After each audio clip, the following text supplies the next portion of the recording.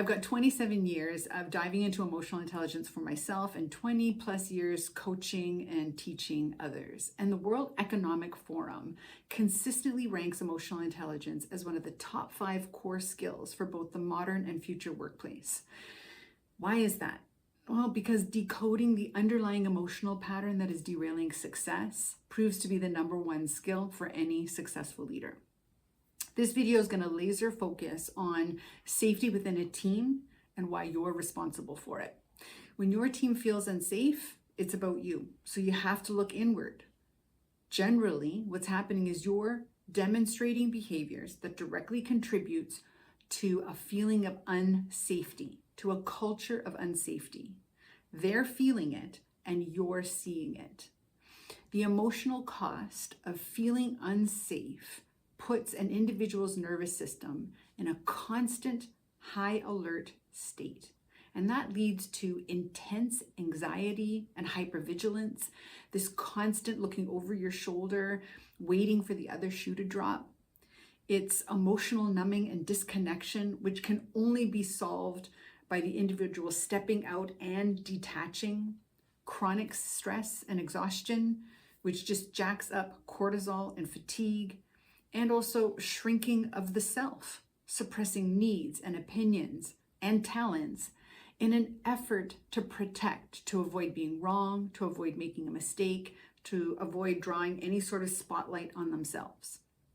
Now you might be wondering, what the hell am I doing that could cause all of that? Well, a lack of safety comes in a very specific package. The first is fear-based management techniques to drive performance. The second is using authority and positional power to intimidate or manipulate. The third is unpredictability in emotional expression, justifying that it's valid or appropriate because it lights a fire under people. When you fail to hold people accountable to performance and behavioral expectations, but only certain people because they're achieving results. And finally, when you berate people publicly, believing that this is what will help to call people up to better thinking, better strategy, better ideas. When you notice, or it comes to your attention through your organizational engagement survey, that your people are feeling unsafe, you look inward, not to blame and beat yourself up, to claim responsibility, to dial up your self-awareness, and in essence, to really challenge that what you are thinking is motivating, is driving peak performance, is building tough people, isn't. It's breaking them. So here's how your emotional intelligence skills fix this. Your emotional intelligence puts you in the ownership of your emotions. It decodes what's lying beneath the surface and driving toxic behaviors that contribute to a lack of safety. It helps you, in essence, to show up differently. Rather than having to pick between creating safety and getting results, you're actually going to create safety and get results. So here's how you decode your emotions. You have to check in with yourself to assess if you're in a state of well-being or not, because your state of emotional well-being is what is your baseline driver for when you choose to either build or tear down. And your influence will be so much powerful when you're in a state of wellness and you make choices to build. Checking in with yourself is a very simple exercise. It's not complicated and it can be completed in about 30 seconds.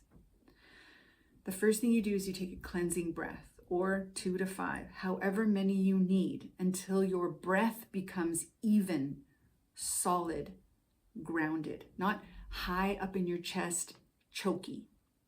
The second is you scan your body for discomfort, tension in your shoulders, pain in your stomach, heat in your face.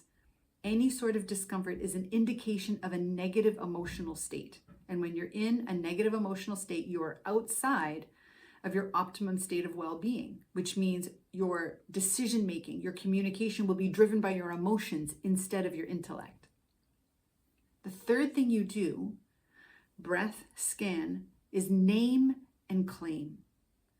Name what you're feeling. Your body is telling you. So tension might be exhaustion, fatigue, annoyance. Pain in your stomach might be anxiety, concern, worry, fear.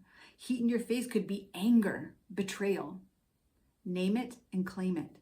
Begin to ask yourself the question, what is going on in my life that's contributing to why this is the emotion that I am creating and experiencing? And you're going to find all of the facts that are going on, but you're also going to find judgments, assumptions, predictions that you are making. The fourth thing you do is you ground yourself in reality testing, in objectivity. You have to ask yourself, what is really going on? What is observable, tangible, measurable? What do you know for sure? Not what are you assuming, judging, or predicting you know, but what do you actually know? And finally, this is the moment in step number 5 for the most influential skill that all emotionally intelligent leaders use. You call up your wisdom. Your EQ often matters more than your IQ. It's in these moments of emotional decoding that you stop making decisions and communicating through your emotions. You stop being driven by your insecurities that are highlighted by your emotions, which other people can see. Instead, you manage your emotions. You access your intellectual horsepower, and you communicate with a soft front and a strong back. Ground yourself in your true strengths and call up your wisdom.